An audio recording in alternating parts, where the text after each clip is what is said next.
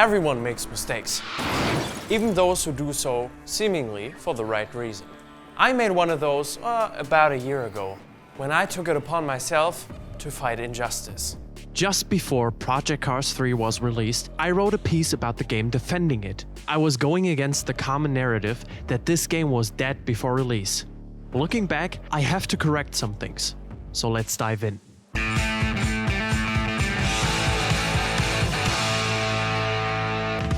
To understand how we got here, we first have to understand where it all started. Way back in the old days, Slightly Mad Studios, also called SMS, used to develop games alongside Electronic Arts. As it came out in later reports, the relationship was very difficult, so SMS split after the release of Need for Speed Shift. This is where the story of Project Cars begins. With a crowdfunding project of unprecedented proportions, Slightly Mad Studios was able to accrue $5 million from hungry racing fans all over the world. And all that before the hype around Kickstarter made crowdfunding mainstream. If you want us to get mainstream, don't forget to like the video, subscribe and hit the bell so you don't miss out on any future videos. But let's get back to Project Cars. What followed was the release of the first Project Cars game in 2015. And the second one in 2017. Slightly Mad's self-proclaimed goal was to build the first full racing simulator, which they ultimately never fully succeeded in, at least in the eyes of many. The community perception remained a net positive though, since the development was still crowdfunded even before the release of Project Cars 2. The graphics and hands-on approach of the developer were strong suits of the series. And even the takeover of SMS by fellow developer Codemasters in November of 2019 could not deter the excitement of fans when the first hints of Project Cars 3 dropped. The hope was that finally the original promise could be fulfilled, with a well-funded developer on board. Unfortunately, such hope was short-lived. To say Project Cars 3 had a rough start in life is a bit of an understatement. The developers promised the most realistic simulation ever. But when the first trailer was released to the public, it was pretty clear that it was completely the opposite.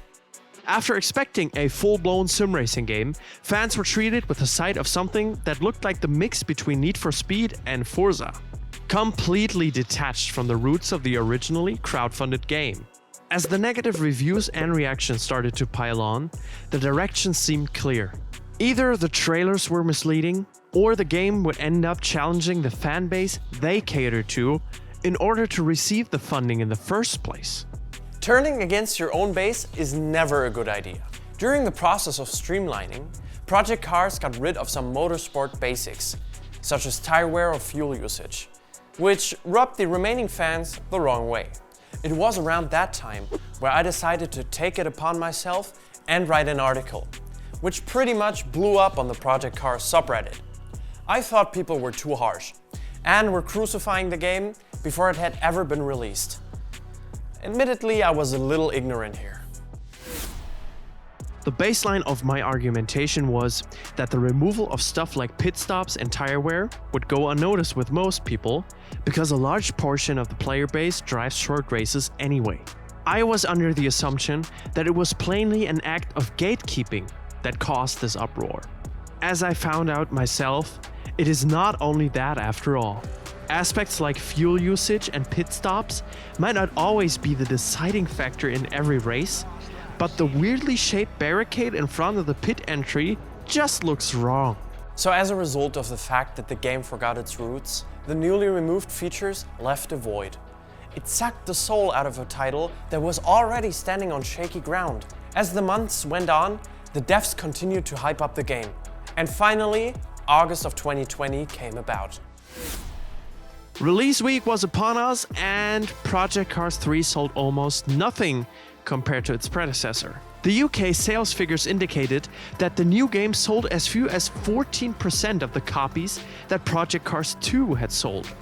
The PlayStation 4 copies in Japan were down to 2,400, ranking it at number 24 of the best-selling retail games in the country and the lowest of any AAA title in 2020. Despite brutally low sales and a community up in arms, Slightly Mad Studios kept a positive outlook, even winning the award for Best Simulation with Project Cars 3 at Gamescom 2020, which sparked many snarky comments. But ultimately, the reactions to Project Cars 3 were very tame compared to the outrage it produced leading up to the release. Media outlets and reviewers didn't love the game, but most of them gave Project Cars 3 a mediocre rating. Same thing can be said for the reviews on Steam. Some were expected, given the trajectory of the comments before PC3 came out, but others seemed to enjoy what the franchise had become. One might theorize that these were new fans and that the old ones had vanished, but that is hard to prove. In the end, mixed reactions are better than getting blasted with negativity.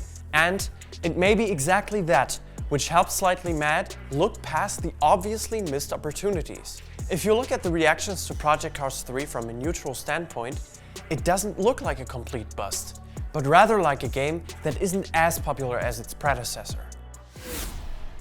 Fast forward to today. It's 2022 and Project Cars 3 is not even remotely relevant to any racing game fan. It never was, in fact. The most recent content produced about Project Cars only talks about the first or second title and completely looks past this iteration. That's why we wanted to change that. Because Project Cars 3 has failed on so many points. It has failed to be a simulation worth being called a sim. It has failed to keep the fans who financed the inception of the series, and it failed to keep the promises given when the first crowdfunding campaign launched, even while being called Community Assisted Racing Simulator. Once upon a time, I gave them the benefit of the doubt. I wanted to give everybody the chance to prove themselves before being crucified online. The community saw the warning signs before I did, and admittedly, I wanted it to work. In the end, Codemasters got bought out by EA, which technically made Slightly Mad Studios work for EA again. So the original CEO of the Project Cars era, Ian Bell, resigned and ended the story of somebody who promised a lot but never quite succeeded at it. Even worse, they failed with the last attempt.